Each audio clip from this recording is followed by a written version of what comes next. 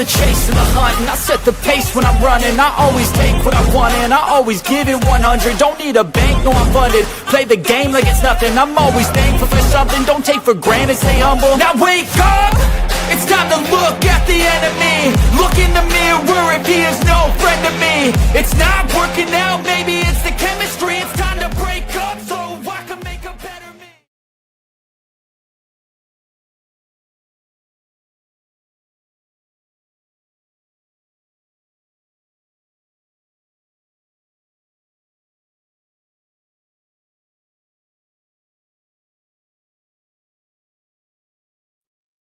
And my mic is muted. I don't know when that happened. Hopefully you guys can hear me. You guys know what time it is. It's lunchtime. Train Olive is already in the chat. What is going on, everybody? Favorite time of the day. Get to hang out with friends and talk about what is going on in sports and entertainment. I'm going to show you something really wild. So yesterday, my beloved Chicago Bears took on the Cleveland Browns in Soldier Field in Chicago in the coldest game in the history of the Chicago Bears. So this is a video that's been posted on Instagram, and it is an RC Cola. This guy opens up his soda and watch what happens at the game. So you can see it's perfectly liquid, and as air is getting in, it is instantly freezing. That is how cold it was at the game. The soda is instantly freezing into a slush. From liquid to slush just by opening the cap. You know how devoted of a fan you have to be to sit in that? That is insane. I mean, Train Olive, she lives in Florida because of this. She don't want any part of this. Man, it was 5 degrees when I let the dog out this morning. It was so bad. I don't know how people do it. When I was younger, I didn't mind the cold, and now, like, I cannot stand it at all. But my beloved Bears are now sitting in first place with the loss of the Green Bay Packers, the Detroit Lions. We have a half-game lead on the Packers, a 2-game lead on the Lions with 3 games to go. And we take on the Packers this Saturday night in Soldier Field in Chicago. Winner will lead the division. If the Bears win this week, they'll have a 1.5 game lead with 2 games to go.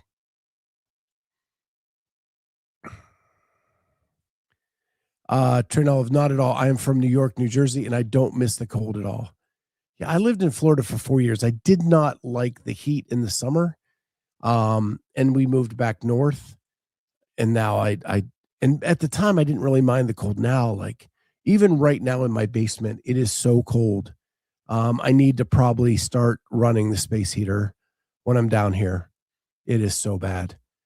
Frida says the winter has fled Northern Europe. Yeah. The coolest thing about being a Bears fan right now is we finally have a quarterback. For years and years and years of not having one, Caleb Williams is showing each and every week his growth, his advancement, and how he is potentially going to be one of the up-and-coming great quarterbacks of all time.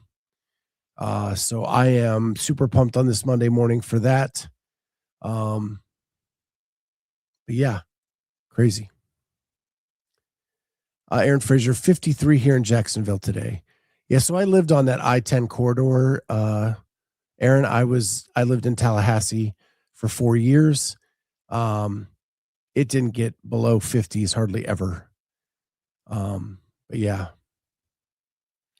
Train Olive, the heat definitely can be a lot. It was 55, felt like 49 this morning, and I was cold. Yeah. It's amazing how fast you get acclimated. When I first moved to Florida, we went swimming in the Gulf of Mexico in January, and it was no big deal. by the like third year I was there, it was too cold to go swimming in the winter. So yeah. Frida says 10 degrees Celsius here, so well above freezing. Yeah, we are nowhere near that. But it's supposed to warm up. We're supposed to hit mid 50s midweek. So everything will melt and then it'll dip back down again. And that's probably even worse than just straight cold is the up and down. Then everybody gets sick. It's crazy. Jody's at 13. Yeah, I think you got us beat. We were at 5 this morning. We may have warmed up a touch. Yeah, we are sitting at 12. So we're right there with you, Jody. 12 degrees. And Texas is sitting at 43 with Jay Birch. There we go. Now that we got the weather forecast out, it appears last night we talked about this leaked business plan that has since been pulled from the Barbell Spin website. And there has been some talk that Wade Diebner may not now be buying CrossFit because of the reaction to the leaked business plan. I know Sivan shared this earlier. I will share it again so we can talk about it. So got to get back to where I want it to be. And sorry about that. I was leafing through Instagram. Sure. All right. Here we go. So this is on Keeping It Real's Instagram page. It says, it starts up here with Keeping It Real saying, Wade Diebner, prepare to be memed hard. And then it said, thank you. Today's horrible YouTube has me second guessing everything. The amount of hate my family has received is not deserved by everyone. All false. My heart is to only help everyone win and grow and make money and get healthy. This has been hard and malicious without even talking to me. I am sad and hurt. That might be worse for every affiliate. The company is on the brink of bankruptcy and they blast people who may be willing to help, but instead receive hate. I wish you guys the best, truly. And Kipping It asks, why would your family receive hate? He says, watch the video and see. It's been overwhelming without any fact checking or asking me. I'm out. So it appears that the proposal that was leaked has done some damage and Wade Diebner is now out, or he never was in. And the leaking of that information could be resulting in him not complying with an NDA that he signed with CrossFit. It could be that he never really was a proposal and this is his way out. People are asking where the document is. It has been pulled. It is no longer on the website, so you cannot grab it anymore. I'm assuming that there has been a threat of legal action because the document was leaked and posted publicly. And that is all assumption on my part. I have not got confirmation from anybody about that, but it is no longer out there for us to view. Chattanooga, maybe he did know something about our history, dropping the I'm out line. Yeah, I kind of thought that when I heard it too, but wild.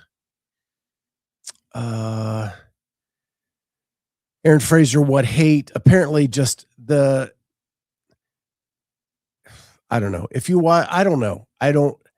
If you are truly a businessman who has done all these deals and all these, like, nothing that I heard yesterday would deter you from wanting to still purchase this. If it truly was in your heart to purchase CrossFit, I don't think anything that was said yesterday on any of the shows would deter you from continuing on. If all of that deterred you, you're not really convicted in trying to buy CrossFit. So and that's my thought. Chen,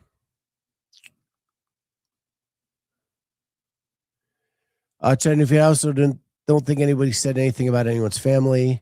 I don't know what DMs he got. So, we're speaking on public comments. I didn't see anything there. I don't know what he was DM'd or anything like that. Aaron says any criticism is hate. I don't think there was anything in the show that was hateful. There were things saying like there were misunderstandings of how CrossFit works and how the business plan didn't apply to things like that. And again, none of us have seen anything of a direct message that he may have received or his family may have received. We don't know. Right. Exactly, Jonathan. We don't know what DM he was sent. So it's hard to comment that he didn't receive any hate, just judging on public comment when he could have received private messages that we have not seen. Ed AI, CrossFit, people get nervous and crumble under pressure all the time.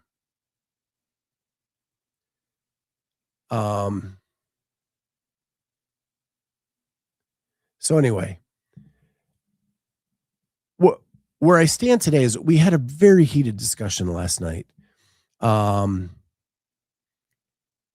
I think I think everybody is so passionate about what we do and want it to be the best thing it can be. And I said this last night. There's a business plan that you put forth to investors to get them to buy into your idea.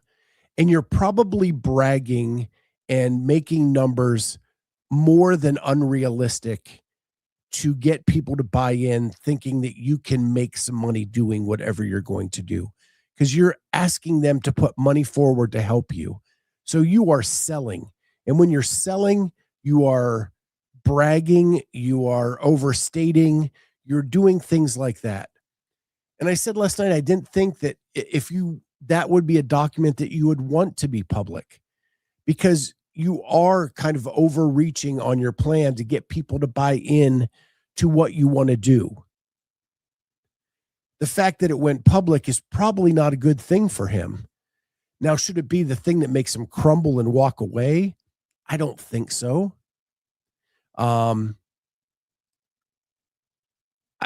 But it would make it more difficult.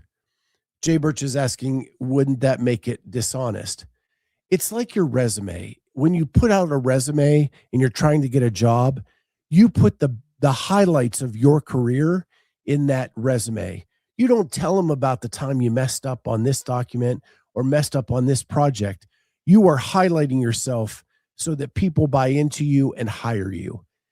In a business plan to investors, you are doing the most optimistic view of what could happen if everything goes right. And I think that is what has happened here. At AI, does Deebs really think it was a good plan? He obviously is coming from a business venture perspective and not what's best for the company. Very different avenues. Here's my thing. I think there were good aspects of the plan, and there were things that were completely ridiculous that drove people away as soon as they read them. So I don't think that, I don't know. I don't know how to answer that. I think that there were concepts in there that could be looked at in the future. Like there was a piece in there, and it's hard to say this because it's not available anymore, but there was a piece in there about a tiered affiliate structure where affiliates who needed more help, more interaction with CrossFit HQ would pay more for that service than an affiliate that didn't need all that stuff, and they would pay a lower fee because they don't need the mentorship, the help, and the interaction. I think that's a better concept than what we have now. Why should a businessman have to pay more like everybody else because we're offering services that they no longer need? That's a cool concept that I think could be looked at by a future owner that would make some changes to the way we do business. But all that's going to get thrown away because of the hike fees to $10,000 bit that's in there. Or, we're going to be $1 billion company 5 years down the road.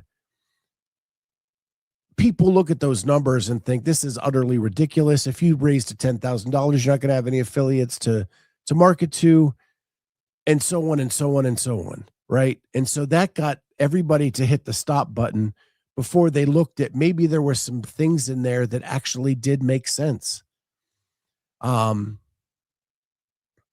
that's the argument I was trying to make last night. I do think we need to have someone with an open mind, someone that will look into how we can grow in the future.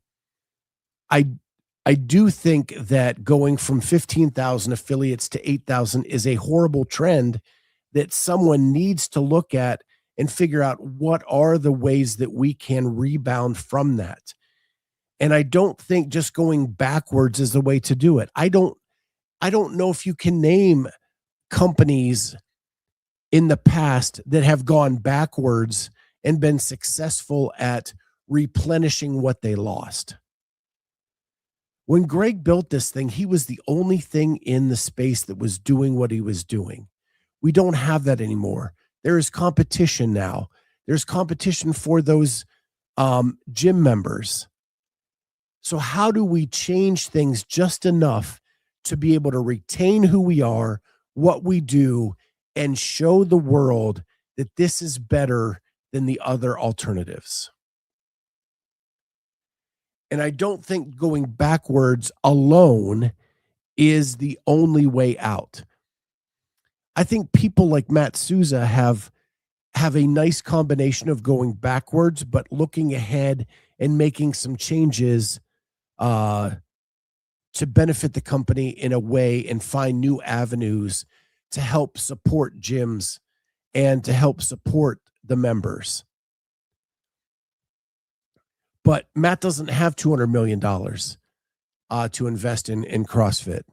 So how do we find the piece that makes sense, right? Someone who has the money to do it, but has the smarts and the brains, or maybe hires the right people to come in and make the changes needed to start rebuilding the number of affiliates we have, to rebuild the people going into the gyms.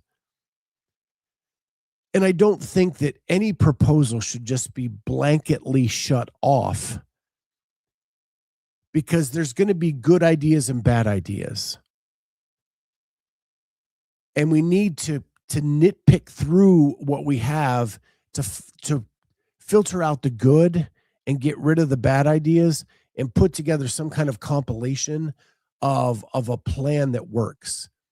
And if it's the existing people there, because, Wade has said in other messages that I've seen that, there are no other buyers. He was it. He was the last hope for CrossFit. So if it's staying with Berkshire and it's staying with Don Fall, can they take some of the things they've seen in business plans that made sense, weed out all the bad, and start making the changes necessary to move forward as a company? Because I don't want CrossFit to be the next Blockbuster or to be the next company that refused to change and then just died on the vine. Nobody wants that to happen.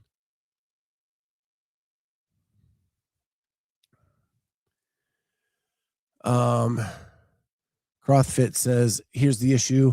You don't need to be a CrossFit affiliate to do functional fitness now.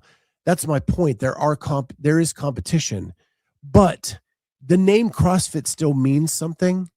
The name CrossFit still means something. So how do we show that to the world?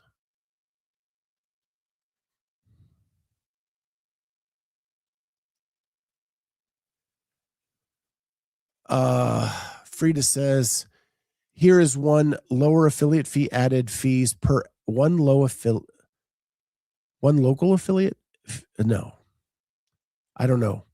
Added fees per extra service wanted needed. Yeah, I think that goes back to what the tier piece of the business plan was.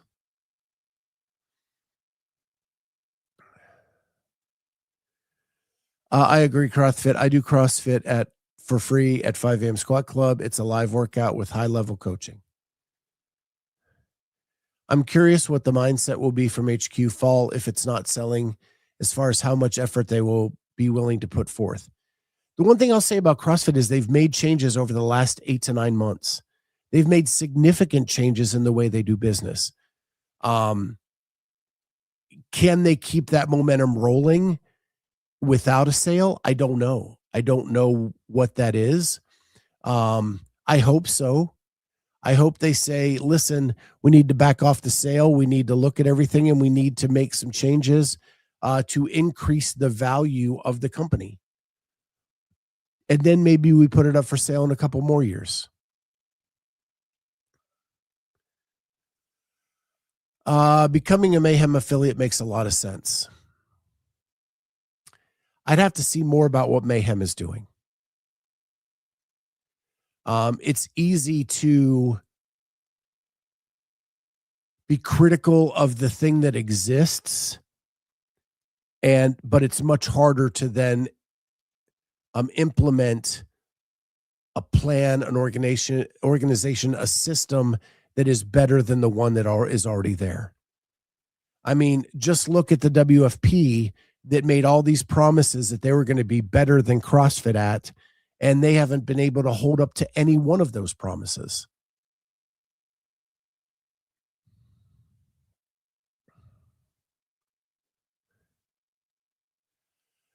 Vicky, the name of CrossFit should mean more than just a workout like it used to. The way that Doc spells it out, it would be just another workout.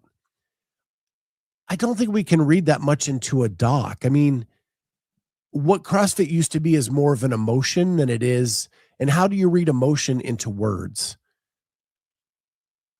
So I don't know. I hear what you're saying, and I like the fact of going back to being more of like more than just a workout. I get that point. But I still think you need to look at different avenues and ways of doing business. And my point last night was just because someone else is doing it doesn't mean that you give up that market share to somebody else. The whole online piece, everybody's like, well, StreamYard's already, or Street Parking is already doing that. Well, it doesn't mean that CrossFit with its name can't enter that market and do something better than that.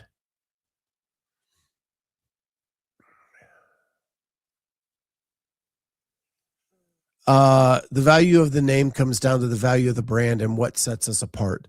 Unfortunately, we haven't been leaning into that enough. And Deeb sounds like he wants to remove even more of that. Well, from everything I've said, Deebs is gone. Deebs is out. He's not a part of this anymore. So we don't even have to factor that in. But it doesn't mean that we can't have a discussion of things that need to change and take the good parts of a plan out of it. David Reed, Rich is greater than Will. It's easy to say that as an athlete, as a guy who runs a gym. But what has Rich or Austin or Rory told us about what's going on there from anything greater than what they already are? I have not heard a plan from them at all to just jump over from CrossFit to a Mayhem and affiliate. Doesn't seem practical on my part until I see more.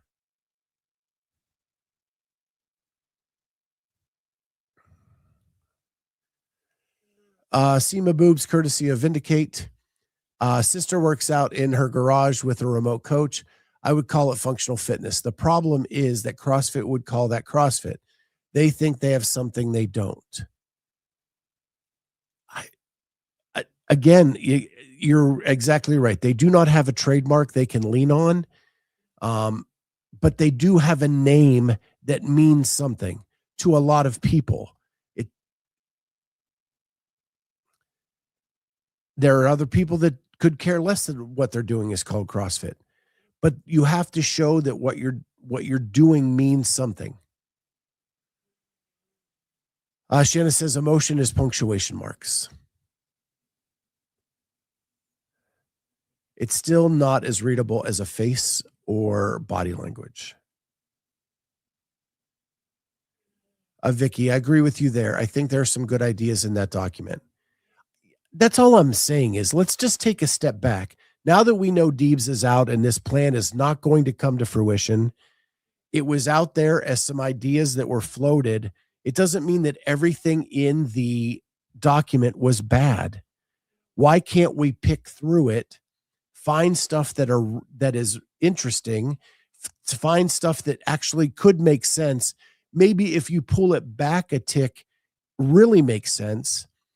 Like, I hate the idea that you say, okay, we're going to sell On It protein powder and we're going to do a mass buy so that the affiliates can get it, and you're going to sell On It protein powder at your affiliates. I hate that that's mandated, but I like the idea of doing partnerships with those types of companies where you have the buying power of a big company, and then people can come in and get supplements to sell at their affiliate at a cheaper price. Like, that makes sense to me, but not mandating that you sell that protein powder, but using HQ's partnerships and purchase power to get things cheaper to be able to sell at your affiliate if you wish to. So taking that one idea from Deeb's business plan and pulling it back a touch to something that's more reasonable and makes sense for the affiliates, why can't something like that be done? As an affiliate, and say you're a bigger affiliate of 300 members, you don't have the purchasing power of CrossFit HQ with 8,000 affiliates times 100 members. And if they can supply that purchasing power to make things more cost effective for the affiliates to then sell at their locations because they want to, not because they have to, I think that makes sense. So there's a lot of those little things within that document that I think if we're just tweaked a tiny bit would make sense and could be implemented. And there are other things in there that are completely outrageous that you can toss away.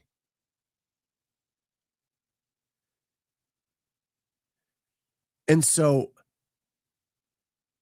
it was hard to kind of communicate that last night because I was arguing with Jamie a lot and with Carolyn a little bit. And so I wanted to, and now that it's all done and Diebner is apparently out, none of it makes sense anymore that we get worked up over this. Now that we're not worked up and it's not going to be implemented, let's take a step back and look at maybe what we can retrieve from this document and what can be used as a good idea moving forward.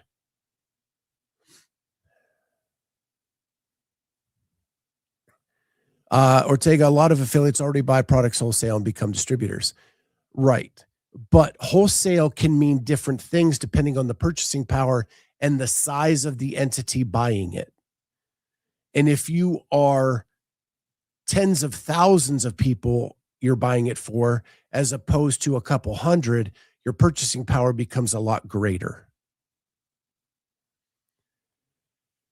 CrossFit, I know he wanted to turn it into MLM. I do not want that to happen.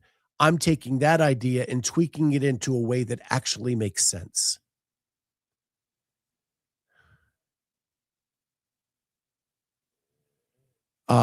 RX for Time, that document was a complete brain dump. So it was kind of inevitable that some ideas would be good.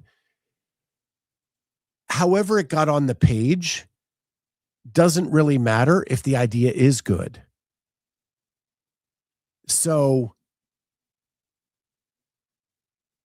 I guess what I'm saying is, let's not look at the source and let's just look at the ideas and what can be taken from that.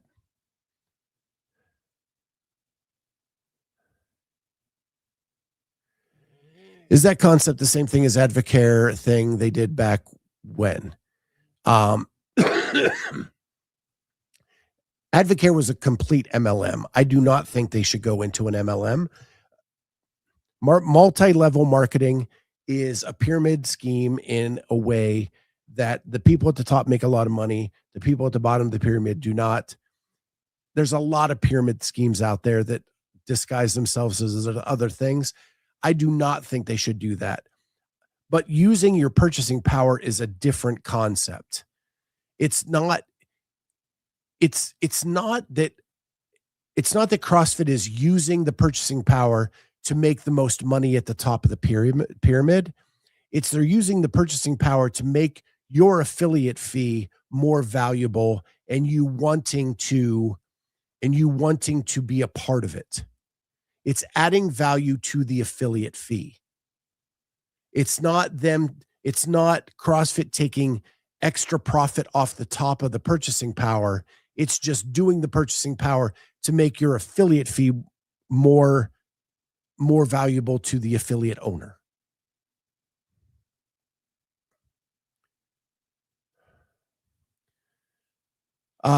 Seema Boobs, courtesy of Vindicate, you're far too logical for OG CrossFit fans. They thrive on emotion. What I'm banking on is that today, when we know that there is nobody behind this plan and this plan is going nowhere, we don't have to add emotion to it because there's no threat to it. There's no threat to this document anymore. There's just thoughts on paper, and some of those thoughts may actually be good. So why throw it all away for nothing? Right?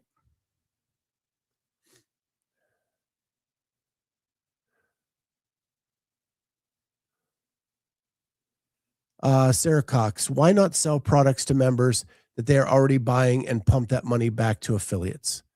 That's kind of what I'm saying, Sarah, exactly. Is, and you're a business owner, you know, if like CrossFit HQ came to you and said, hey, we have a group of 8,000 affiliates who want to sell X product, their purchasing power on the amount of product that they would purchase would make that cheaper make it easier for you to sell that to them cheaper than selling to an affiliate of 300. So the people are already using the product in the gym. You're just finding a way to make it cheaper, and the affiliates giving them the ability to sell it at a cheaper price to their members and make becoming a gym member a better value, making paying an affiliate fee a better value, all of that.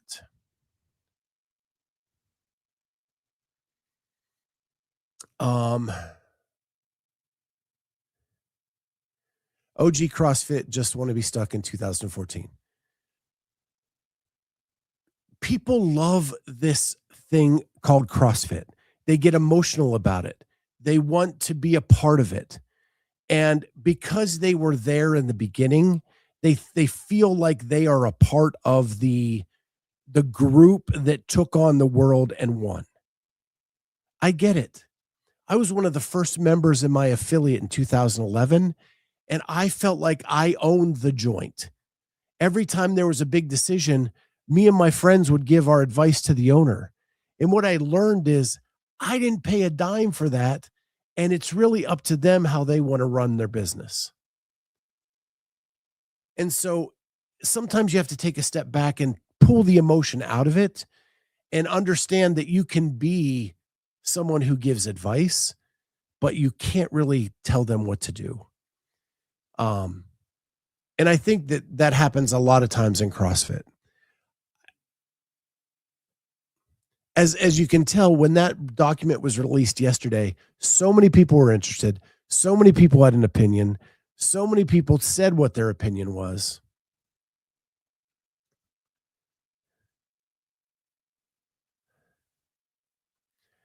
But to PE, adding value means I need to be paid more. But in what way? If your affiliate fee then becomes worth more and more gyms sign up with the affiliate fee, you are getting paid more. Just because you're not siphoning money off of everything that you're doing doesn't mean that you're not making money.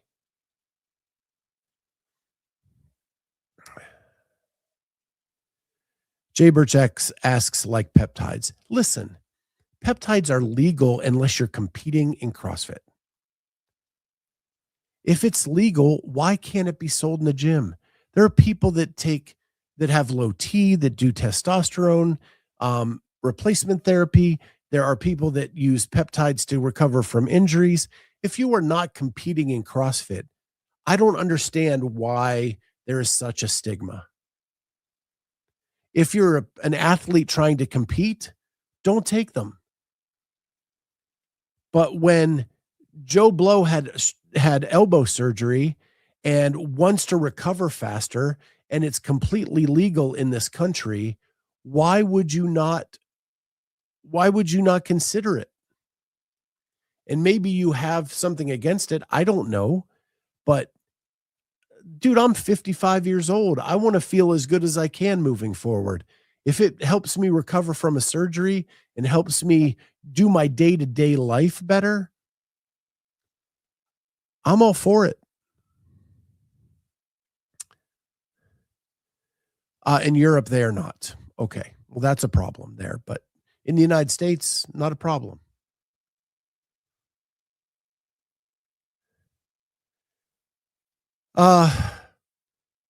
Ji Wang. But CrossFit won't let you compete in the open if you take peptides. CrossFit can change that rule any year, anytime.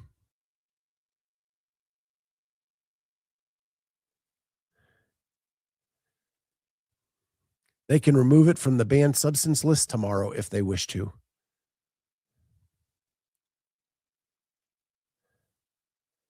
So, I don't know. The other thing is, let's be honest, there are people taking testosterone all over the place because they have low T and they're competing in the open. They just don't go onto a podcast and admit they've done it.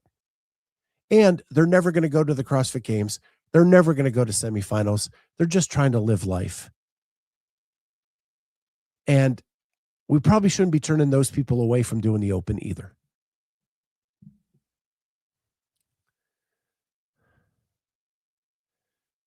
Phil de Pooper, I thought it was for rats. Everybody take them. Rats, people, everything. Unless CrossFit partners with a peptide company, they can do what they want, really.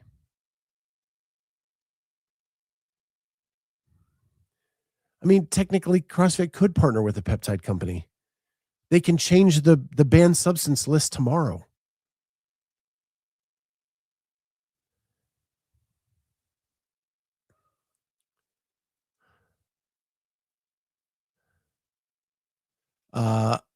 I don't have a stigma. I don't care about peptides, says Jay Birch.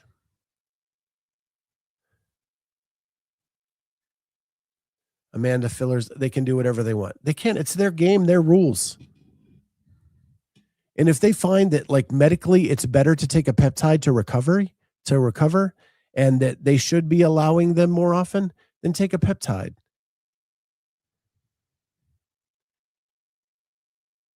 Now, from a performance enhancement standpoint, testosterone is a whole different story. But for a peptide, if you're just using it to recover from an injury and you're just trying to live life, use it. Use it.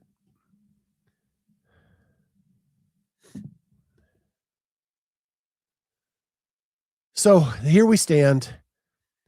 We had a ton of drama on a Sunday. By Monday, the person is out. The document has been pulled. Who knows where we're going to be tomorrow? At this point, I just kind of hope they don't sell and the people keep making changes and keep trying to do better. At least there's effort.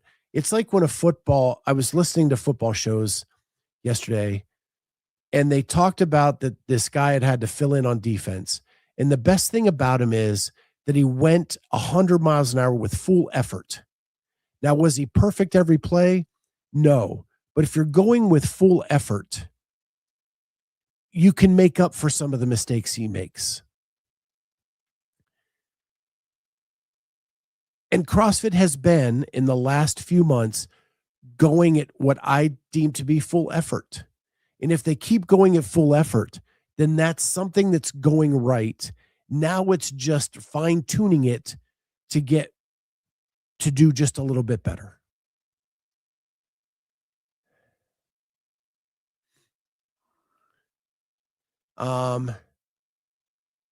Jaybird says they're never going to be tested. They won't be. I mean, I'm never getting tested in the open, ever. I wish there were peptides in a pill form at the same potency as a shot. I can't give myself shots. RX for time. Like soccer parents, we know exactly what to do. They just need to ask us. I know.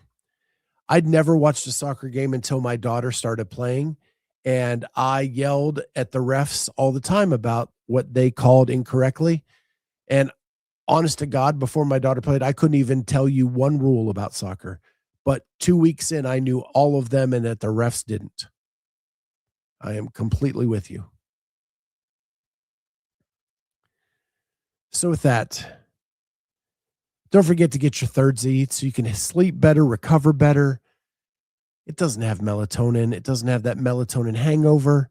It's so nice. Last night it was so cold, and heating my milk up and then mixing it with my salted caramel chocolate third Z was a really nice bedtime treat. Use code JAZZY to get yourself 15% off. Go to thirdzee.com/jazzy and check out that product now. With that, it's been a fun lunch. Nice discussion. Can't wait to talk to you guys tomorrow. We will see you all tomorrow on Lunch with the Clydesdale. Bye, guys.